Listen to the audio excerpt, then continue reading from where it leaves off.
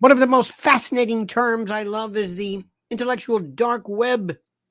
Eric Weinstein coined that term, and it deals with a lot of folks. Stay behind. Think of Gladio. People who are living in the world, but in a dark web world, secreted, hidden. Those of you who've found yourself unsubscribed. Why is that? We pose a problem. I pose a problem. We all pose a problem. It's because of our unpredictability. It's the fact that we don't fit into any particular slot. This drives them crazy. Tonight, my dear friends, I am asking that you join us, and I'm very glad that you joined us a little early. I've been invited to speak before a group of people. I'm not going to mention, I'll mention afterward. And maybe I won't mention the name of the group. That's up to them. But I don't think they're going to be able to understand precisely what it is that I'm saying. And I'm afraid that they will, for the most part, find what I'm saying disquieting, because I loathe and I despise all that is usual and ordinary regarding this conservative, Republican, whatever this thing is that you call this. You got it? I am of the opinion, my friends. I am of the opinion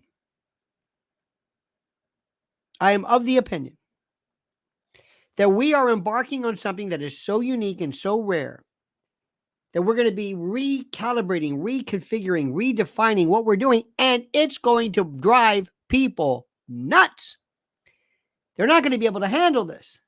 They're not going to be able to deal with the fact that what we're saying is we don't fit in. You're not even close to this. You're not even close to speaking as to what we're talking about. We don't want to talk about Jim Jordan.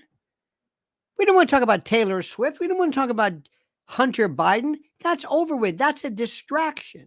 We're not interested. It might be mildly amusing. Maybe if you were to just discuss things in terms of sort of how they might act, they might be.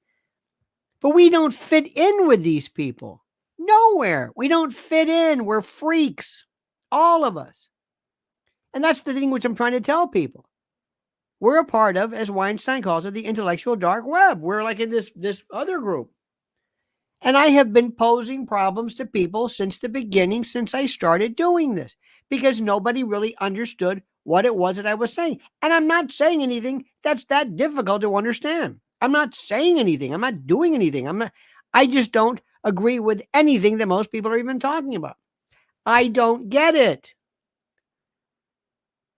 And one of the things which I find the most fascinating is how people are mincing about when it comes to Israel and Gaza. What am I, for the second time now, this time a little bit different. I was approached regarding a particular show. You would know it. But this time, other than unlike the first time, where I was basically cut off and, banned and whatever it was, because of Palestine being a red line, am I the voice of Israel? Is that what people think? Is that it? I don't understand it. Years ago, when I first started off, years ago, people would always say, "You're Jewish." I'm thinking, no, I'm a retired Catholic, but thanks nonetheless. No, you're Jewish. It's your Jewish. And I thought to myself, I've never said anything even remotely hinting. I've talked nothing but Catholic schools, but people think things. So today, a friend of mine said, I just want you to know we may have a problem because I'm very pro-Palestinian. I'm thinking, there we go again. What am I saying? First of all, two things. Why am I even put into the question of where this fits in? Does that make any sense? What difference does it matter what you feel about Gaza or Palestinians? So what? We're friends, or we know. And moreover that, why would you tell me? Nobody's ever told me, listen, we're going to talk about Ukraine. I just want you to know I'm going to go pretty hard on Russia. Okay. Go ahead. I guess. What is it? What have I said? What have I said? Where does this come from? Do you understand, my friend? Maybe this is why am I in the dark web? Can I both feel sorry for and empathize with the innocent civilians of Israel who were slaughtered by Hamas and those people who most certainly are going to suffer incalculable horror if Gaza is, whether it's called a siege or whatever it is? Not to mention, does anybody believe that the countless thousands of people throughout the years who've talked about the ignominy and the shame and the opprobrium and the rudeness and the discourtesy that they have felt as Palestinians, do you think they're making this up? Does anybody think, oh, they're just saying that? Or do you think that they've earned it? That somehow well, what do you expect? You voted in Hamas. Shut up about it already. Work with me on this. Work with me. We're going to talk about this. We're also going to talk about this thing called the intellectual dark web. And there are so many people that I really, really thoroughly enjoy. And one of my favorites has been Eric Weinstein. His contumacity, his brazenness, his brilliant rudeness.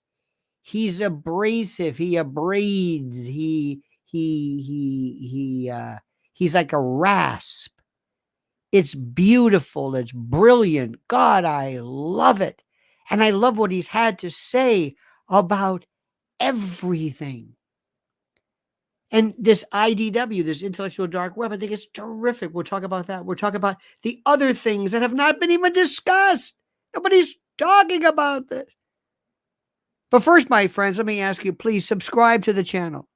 Please subscribe to the channel. Please subscribe to this channel. Hit the like button. Your likes, your subscriptions are so critical, so necessary for the I guess the permeability, for the permutation, for the spreading, dare I say, of all that applies to us. But first, my dear friends, I ask you, if you could and you would, listen very, very carefully to this word from our most precious and special and unique sponsor. My friend, I can tell you right now that the three most important things in your life and your family's life is food, water, and energy. We'll talk about the energy later. We'll talk about the water later, though it's a part of this. But the food part, I got that part covered for you. In the event of a breakdown, in the event of either a supply chain breakdown, unrest, martial law, who knows, strikes, name it, forest fires, tsunamis. Shall I go on? Shall I give you a list of every possible disaster that could result in stores being closed, in food not being available? You have got to prepare right now. Remember, there was years ago, people laughed at the notion of a prepper. Oh, you're a prepper. You're a lunatic. I don't think so. Look at what we're talking about right now. If you go to preparewithlionel.com, you can save $200 off a 3-month emergency food kit. And what are we talking about? Take a look at this. Look at that. Imagine you trying your best to replicate this. This is 120 pounds of food with a 25-year shelf life. Look at those buckets, water resistant. Think about this. You've got oxygen absorber pouches. Look at the food, 21 varieties of food, 21 varieties. It's incredible. 2,000 calories a day. I'm not kidding around, my friend. I can't say this enough. There was a time years ago when people said prepping. Go to Prepare with Lionel right now and save on this deal $200 off a 3-month emergency food kit. Now, the specific link is in the description section and in the comment section, or you can go to preparewithlionel.com right now. Preparewithlionel.com right now. Preparewithlionel.com. This makes so much sense, my friends, because let me tell you something. It's better to have food and not need it than need it and not have it. My God, the sagacity, the absolute, unmitigated, unparalleled sagacity of this man is without peer, non-parallel, ineluctable, ineffable, without a doubt. Now, my friends, let me see if we can talk about what is happening.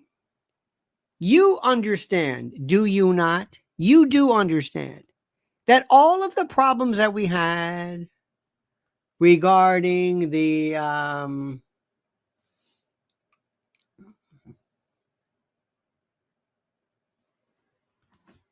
on.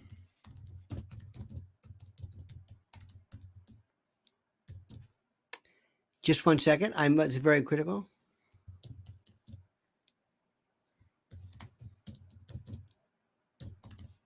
Please forgive me. Clients, my friend. It never ends. It never ends. Clients. Never ends. Our good friends at American Historical Theater says, now introducing the all-new Lionel impersonator portrayed by none other than Al Pacino. Learn about the 65-year history of Lionel through the portrayal of an American hero. Visit the AHT today. Thank you, my friends. Thank you for that. That's true. Al Pacino, by the way, the name Lionel, as you may or may not know, for whatever it's worth, came from that movie. Came from the idea, this thing called, this wonderful thing called, this movie called Scarecrow. And Scarecrow was this movie with Al Pacino and Gene Hackman. And Al Pacino played the character Francis Lionel Del Bucci. And it was there that all of this came and all this happened. But in any event, enough about that. Let's talk about what's going on. My friends, you do realize, do you not? You do realize, do you not? You do realize that everything that we had suffered before during COVID, all of the problems, the lockdowns, and every conceivable horror that you can imagine, you do realize, do you not, that all of that is going nowhere? You do realize this, right? You do realize this? This is the most important thing in the world. This is the most important thing in the world. Hang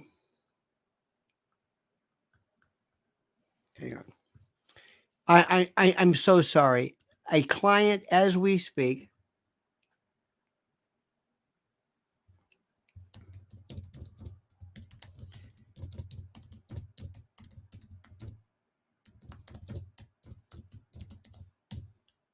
forgive me. A lawyer's work is never done. You have no idea, my friends. You have no idea. It's never, ever done. It never ends. Problems do not go away on the weekends. They just don't. In any event, one of the things that Eric Weinstein spoke of, which I thoroughly enjoy, is the notion of pre-bunking. Pre-bunking, not debunking, but pre-bunking. Taking somebody and destroying their ability to speak, destroying the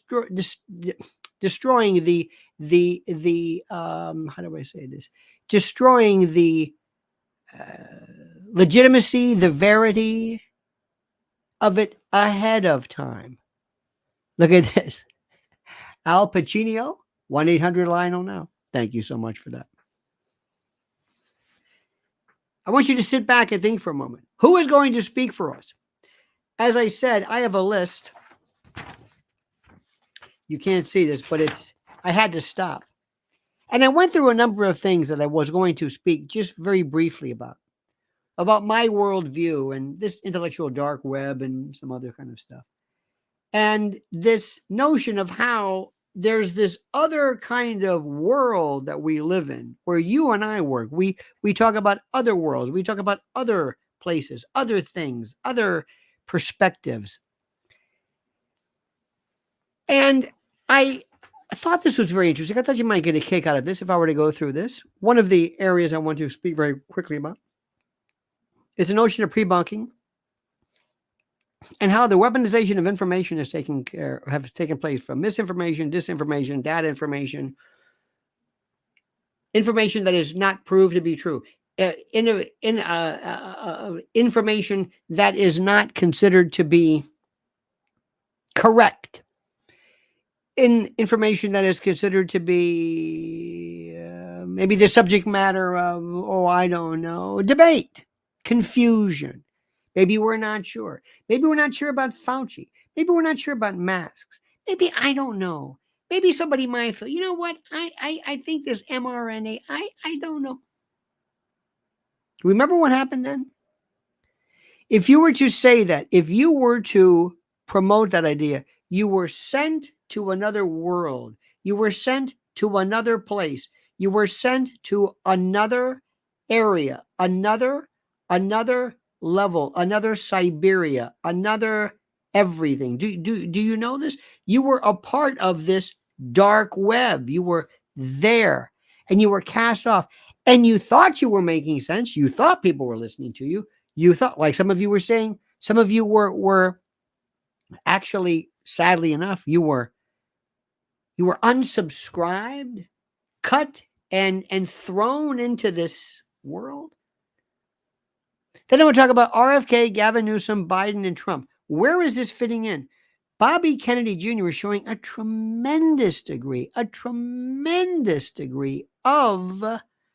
how do I say this? A tremendous degree and example of organizational skills, the likes of which I have not seen. Next, you know there will be another George Floyd, right?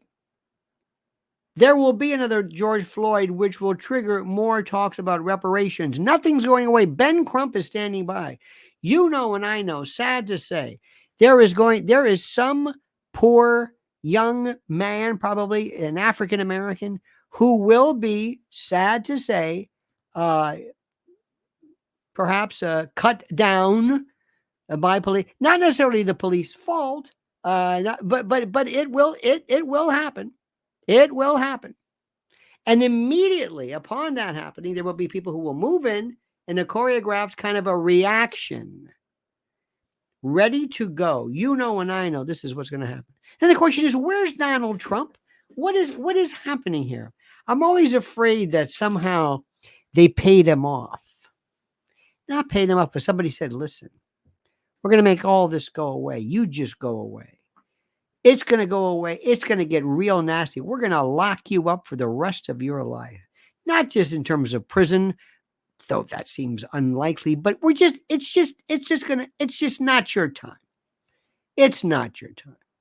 Do you think you're going to go? I mean, if you get back into office, what's going to happen? What? You're not going to be able to change anything. The deep state's bigger. So do me a favor, just kind of go away. And I'm always afraid in the back of my mind that that's what's happened, that he's going to just kind of go away. That he's just going to kind of go away. And it breaks my heart because I don't want that to happen. Then, what happened with abortion? What happened with SCOTUS? Whatever happened with the Dobbs memo? Who stole that? Did we ever find out? Did substantive due process ever take over? I don't expect anybody to understand that because it's rather arcane, but it's a very, very important issue. Then I want to talk about the end of the GOP. What is the Republican Party? What do they stand for? What have they done? What have they done? Tell me. What have they honestly done? Do you think the Trump family has done enough? Do you think they're out there pulling people in? Do you think Eric or Don Jr.? I don't think Eric's doing anything, but do you think Don Jr. pulls people in, or does he speak to the choir? Does he want to be a star? Do you know the difference between the shadow government and the deep state? The deep state, police state, intel state, shadow government, ruling class, the invisible government, the shadow government, the deep state, the people who really run the show. Do you get that? Do you understand how this notion of this thing that we always call the truth, nobody seems to care about? The truth is the only thing that will get you in trouble every single time. Oh, I'm not even done. How about even regarding the Harvard twits? Do you understand what I'm saying? Do you understand what I'm talking about? The Harvard twits, these people, these people who stand on steps and scream and yell about the Palestinians. Do they have the right to speak? I think so. Do they have the right against being blacklisted in the future? I think so. I think so. Welcome to this world, as speaking of Eric, this orchestrated kind of like this Truman world that we live in, that Weinstein talks about. It's really true. We live in this kind of a weird, it's kind of like a fishbowl. It's I don't know what the particular phrase is. This is the end of conservatism and the end of a concept that has any particular meaning. What does this mean? What is conservatism? I don't want conservatism. I want rational, plain old thought. I want governance. We are a constitutional republic. That's all I want. It's not going to be perfect, but I wanted to have it. We never talk about anything which I have been screaming about forever. It's called hydro-imperialism. Let me tell you something, my friends. If you think you want to really talk about something, you're never going to hear anybody who's going to buy up all the water. When the water is bought up, we don't ever think about that. Who owns that? This is the next casus belli. This is something which is just assumed that, well, everybody owns the water. Oh, no, it doesn't. Oh, no. Oh, no, not at all. The military-industrial complex, by the way, has completely devolved into, and by the way, it's been misintegrated and misconnected with this notion of stuff called the neocon, the neoconservatives. There's completely different from Leo Strauss and on. It is completely different. Oh, Swiss girl, thank you, Swiss girl. Thank you immensely for your kindness. I think kindness is a word. Thank you, Swiss girl. Thank you. Truly. And let's consider more things coming up.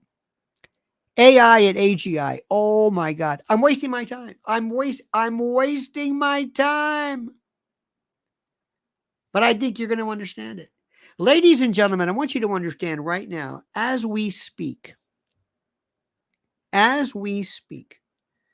something happens where Israel is about to embark upon a move into Gaza, or Hamas is supposed to involve, or Hezbollah, or whatever. Pick your side. Maybe Abu Mazen, maybe something from the whatever it is. And all of a sudden, unbeknownst to you, unbeknownst to me, unbeknownst to everybody, all of a sudden, everything involving the communication system of Israel and the IDF shuts down. And the IDF says, it's Hamas. Hamas says, no, we'd love to take credit for it, but no, because we've got some things going on with our system too. We thought it was you. No, we thought it was you. No. We thought it was you. Well, what happens if all of a sudden it's an artificial general intelligence matrix? It's this unit that has created itself. Remember the four things that happen: recursive self-improvement, knowing all the data, understanding human psychology, and being able to write its own apps through AGI and the like. Do you recognize what's happening? Do you understand what this means? Do you have any clue as to what this means? Dear Heavenly God, do you know what this means? I'll tell you what it means. Special 1-800-Lionel now. Thank you. Again, a genius? I think so. So let me go. Let's assume you say, sir, BB, yes, we believe that a function of artificial general intelligence on its own decided to break into your system, thus destroying and shutting down your communication matrices or what have you on its own. We never did it. We never told them to do anything. On its own, sua sponte. Because we've never been able to figure out the notion of alignment. Alignment is when you make sure that an AGI system has a kind of a rationale, or has a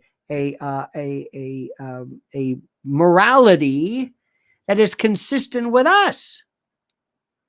That's the alignment portion. This is what people are worried about. Do you see what?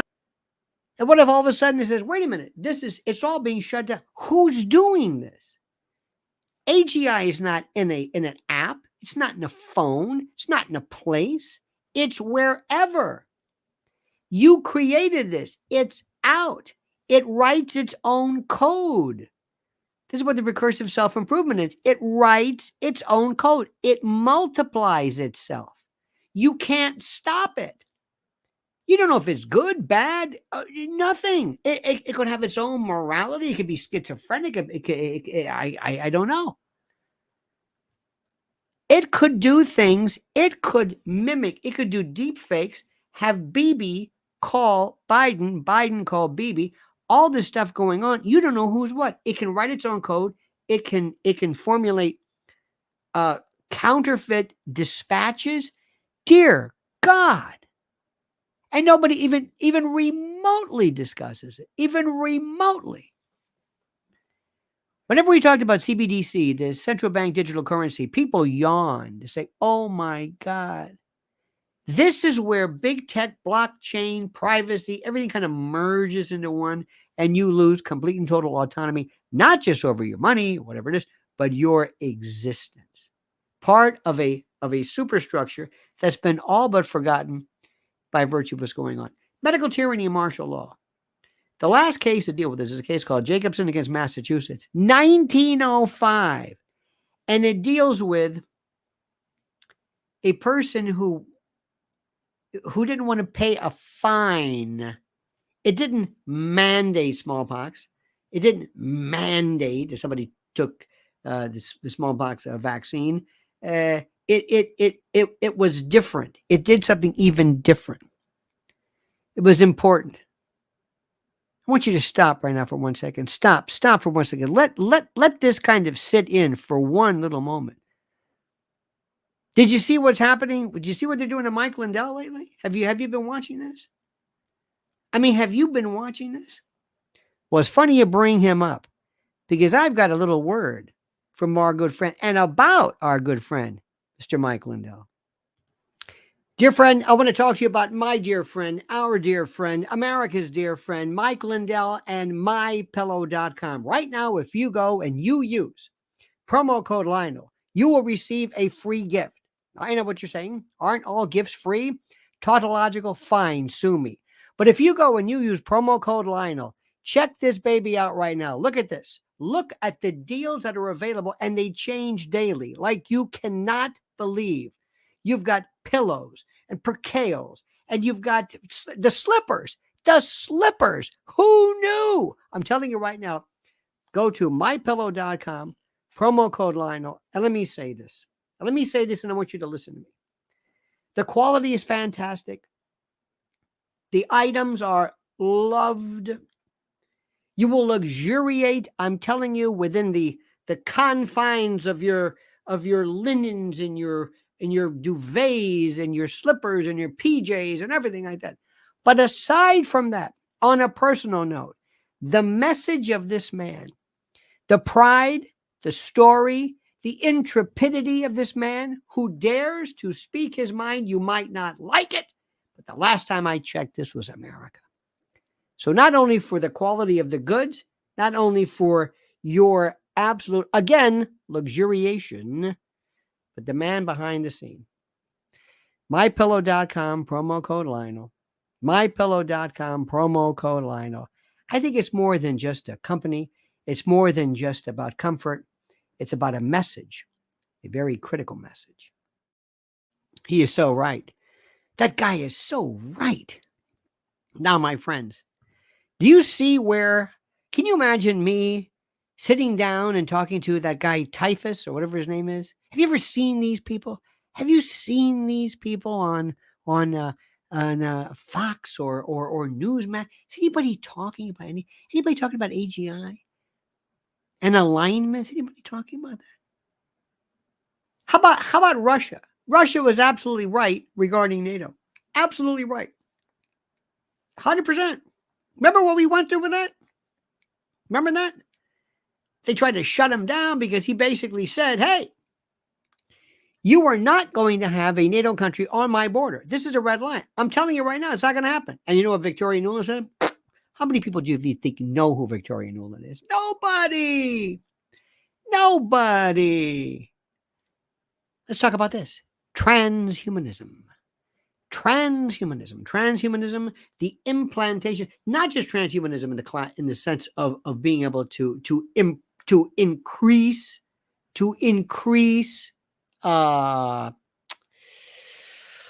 human ability, human strength, and all this stuff. That's one thing. This is a different story.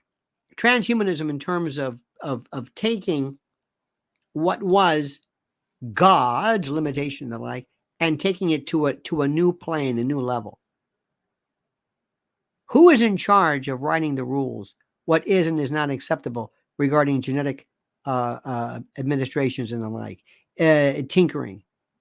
How about the decline and the destruction of free speech? How about we mentioned the shadow government? How about election integrity? How about border disintegration on purpose?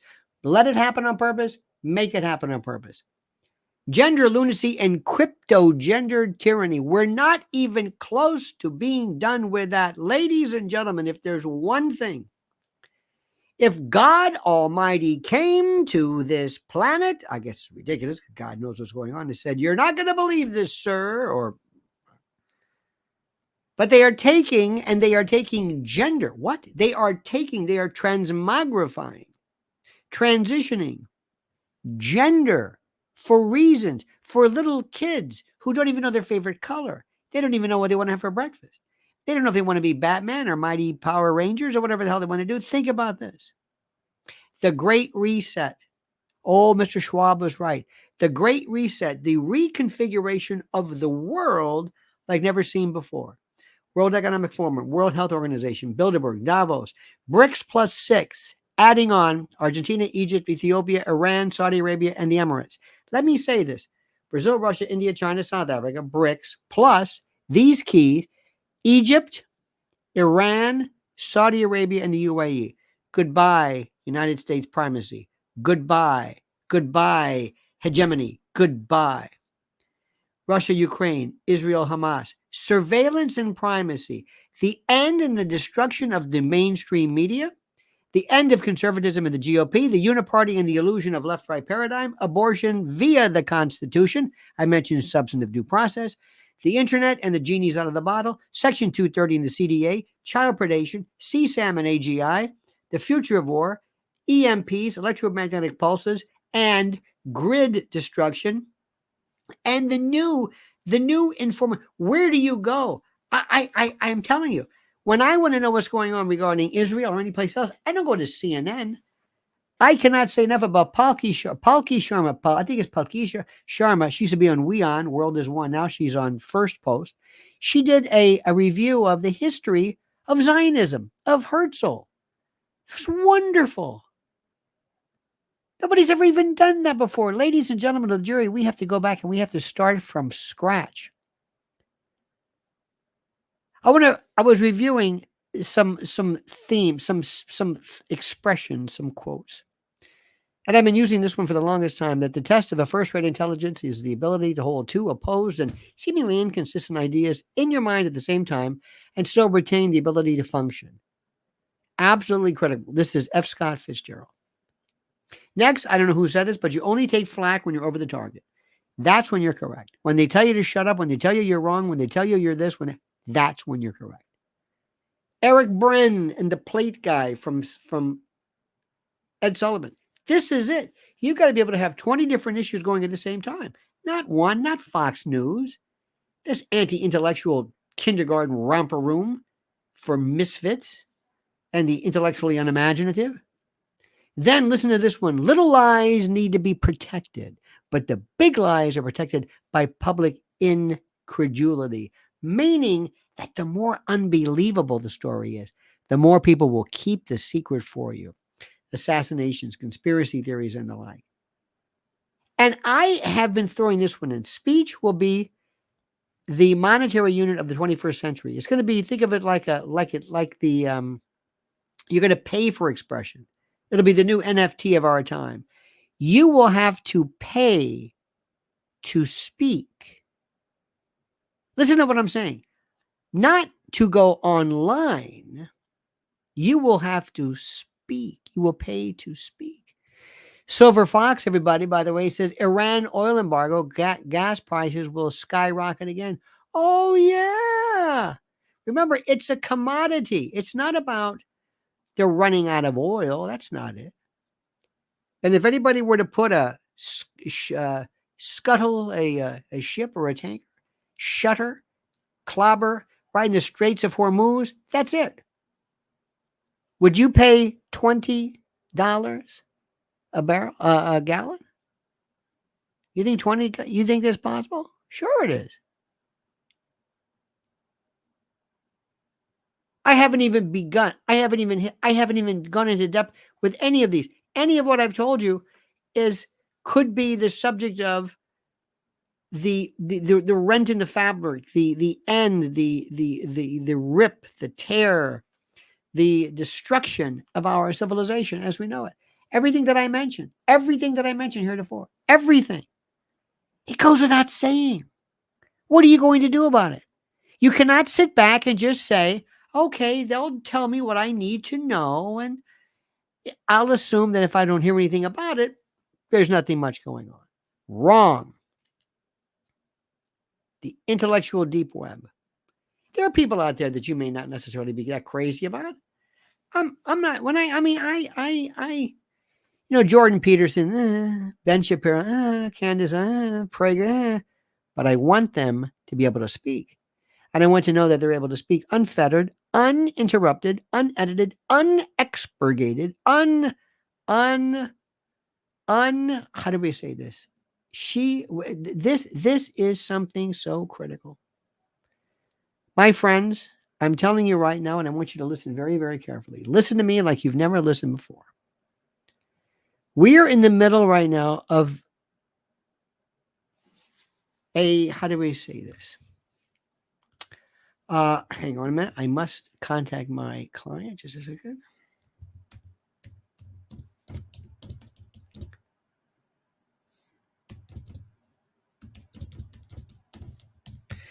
I am in this part of my life where I am screaming and yelling about the sky is falling, the end of times, and I sound sometimes like a lunatic. I know that.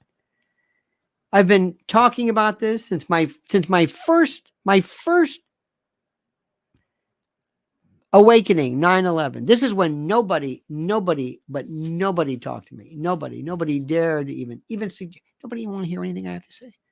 I said, but you did Building 7 and if this and that in Shanksville. Nothing. Because people think that if you say, well, I don't think this particular physical evidence makes any sense, they think you're saying, oh, the United States did this. I never said that. That's like people think for some reason, I really don't think we should talk about this. Well, I have some pretty harsh stuff to say about Israel. Well, go ahead. What the hell am I? What is this? What am I, the Knesset? Go ahead. I don't understand. How did this come about? Where did this come from? This is the thing which is this is so fascinating. And I want you to join me. And by the way, embracing the complexity of this, embracing it. Don't ever feel like, oh, I'm not going to handle this. Oh, no. We can do all of this. We can handle all of this. But just understand something. Remember, Like any endeavor, if you've ever been married, been a parent, been to a job, been a friend, been a neighbor, been whatever it is, it's very, very careful. Very, very interesting.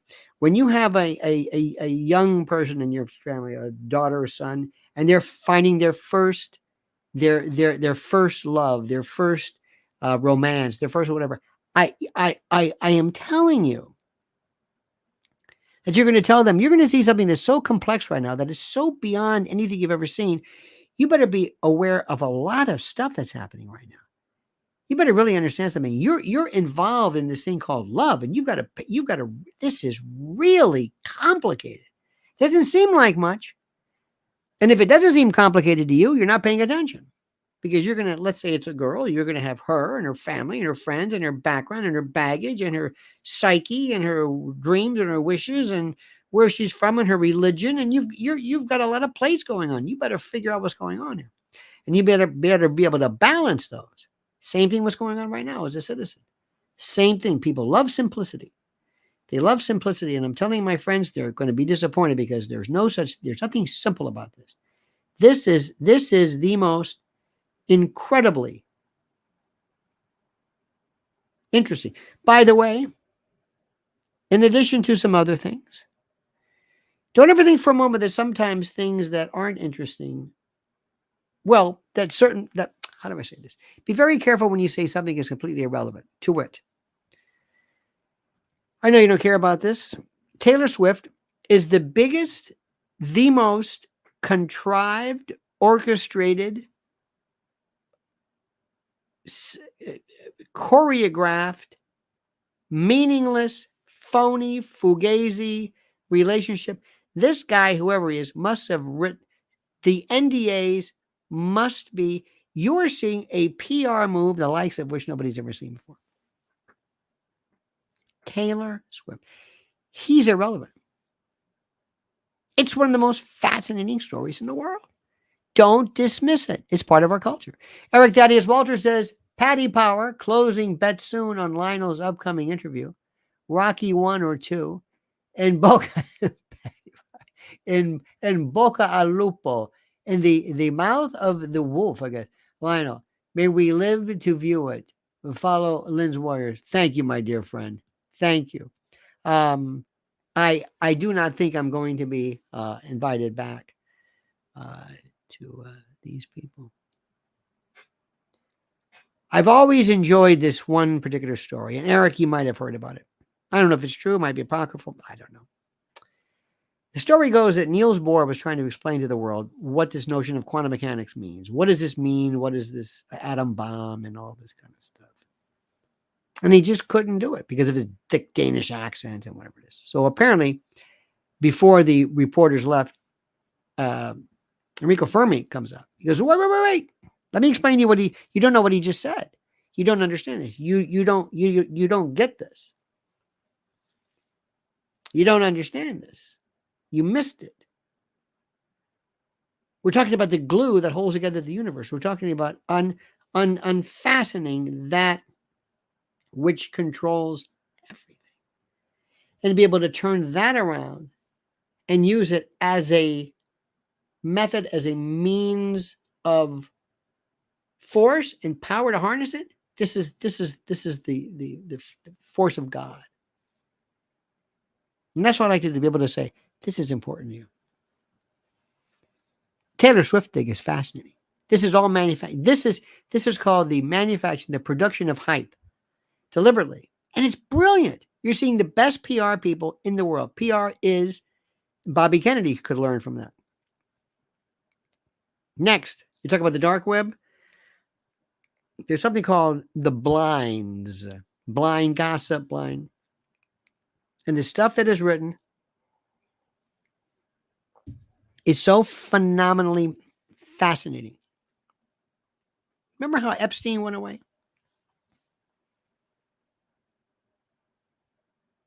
Whatever happened with that? Nobody cared about that. Why do you think that is? Why do you think that is? Spend your time thinking about how did something so big just go away? Just went away. Poof. Remember Jouffre? Signed her thing. I made a mistake. I got my, goodbye. Ghislaine Maxwell, she's fine. I don't know who's her parents or who's paying back. I don't understand any. All I know is it just went away. It just went away. It went away. It just went away. And when I hear things about, for example, there are these wonderful stories about Meryl Streep. And now Meryl Streep, she's kind of in the news a little bit. And she's talking about her. I think she and her husband are doing something. Meryl Streep was big with Harvey Weinstein. Whatever happened to Harvey Weinstein? Just gone. Packed away. Why? What did Harvey Weinstein? Why did he get? Why Harvey Weinstein? With all of his, it doesn't make any sense to me. With all of his connections to Clinton and everybody else, why? Why? It never makes sense to me. Did that make sense to you? It shouldn't. Not at all. Not in the least. There's always money involved. Why this money? Why that money? Why are they going still after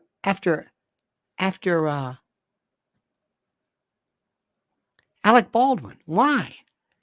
I personally think, just intuitive, I don't know the facts of the case, but I think whenever you charge criminal manslaughter, somebody on a movie set, no, that's different than somebody at home, twirling a revolver or something.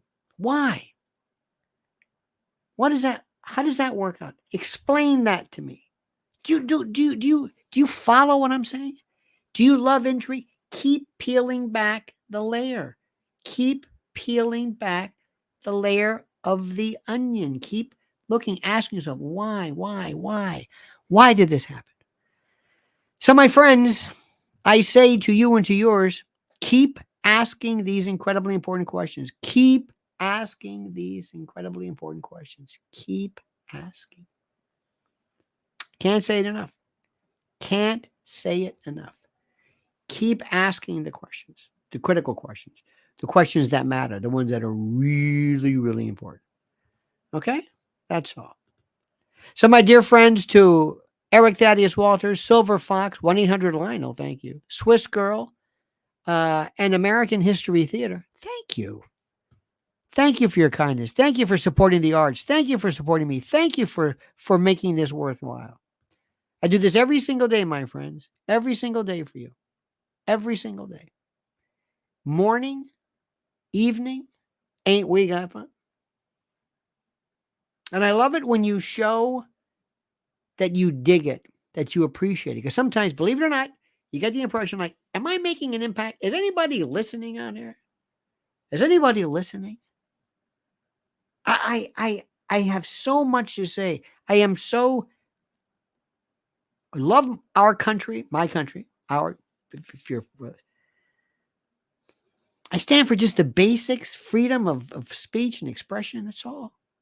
And I just wonder why is it so hard to get the point across? But we don't know, my friends. We don't know. In any event, dear friends, thank you. Don't forget our friends at preparewithlionel.com, and our good friends at mypillow.com, promo code Lionel.